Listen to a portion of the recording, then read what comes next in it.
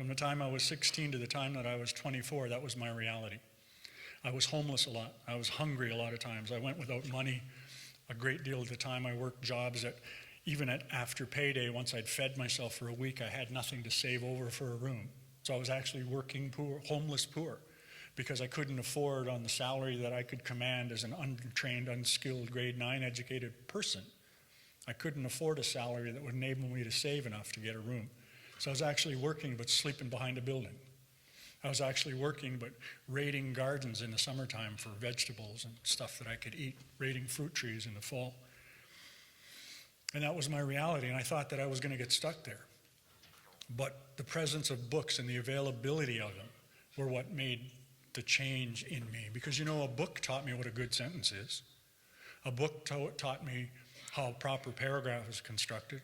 A book taught me how a narrative arc should take shape. A book taught me how to reason. A book taught me the lessons of logic.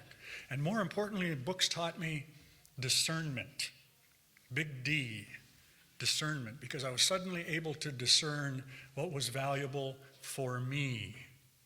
And I was also able to discern what was valuable or might be valuable for other people. And I was able to select books, finally. I was able to choose because I had the gift of discernment, and books gave me that by volume alone. By virtue of volume alone, I learned how to be a writer. Because I've never taken a workshop. I've never taken a seminar. I've never answered the back of a matchbook ad. Never done any of those things. By volume alone, I learned how to be a writer. My first job as a professional writer was for a native newspaper in Regina, Saskatchewan called The New Breed, and I was in the employment office there because I was hitchhiking across the country. And there was an ad on the board that said, "Native writer wanted." And I thought, okay, let's do the math here.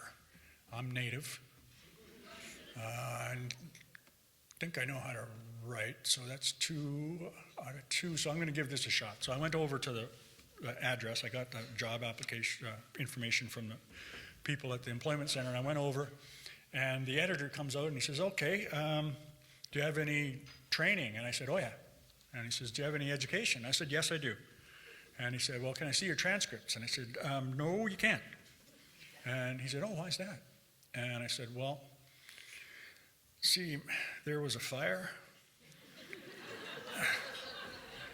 and everything that I owned got ate up by that fire, and that's why I'm hitchhiking across the country, because I really need to start over. I got nothing." And he said, "All right, well, why don't you come back on Monday morning?" This was Wednesday. He said, "Come back on Monday morning because we're trying to put an edition to bed by Friday. I'll get you to do some rewrites on Monday, and if I like them, maybe we'll give you a chance." I said, "Okay, I'll see you on Monday." So I went out and I'm on the sidewalk, and it suddenly dawned on me what I just created for myself. And I thought, now what do? I have to come back and do rewrites for this guy for Monday if I want this job. So guess where I went? Library.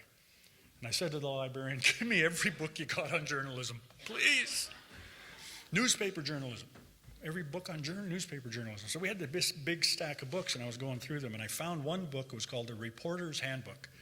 And in that book, there were writing exercises to teach journalism students how to write an inverted pyramid style, which was then the accepted form of journalistic style.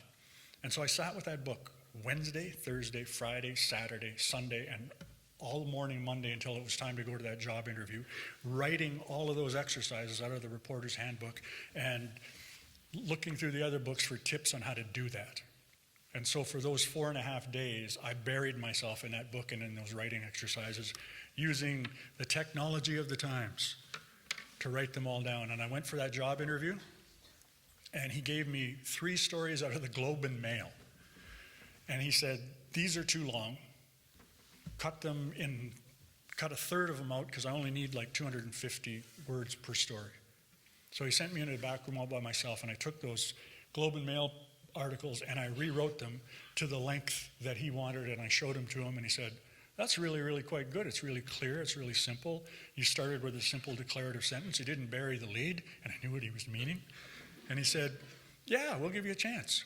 And that's how I got my first job as a journalist, because I bullshitted And because I had the moxie and I had the resources behind me to know where to go for the help that I needed, and I taught myself how to write as a journalist in 5 days.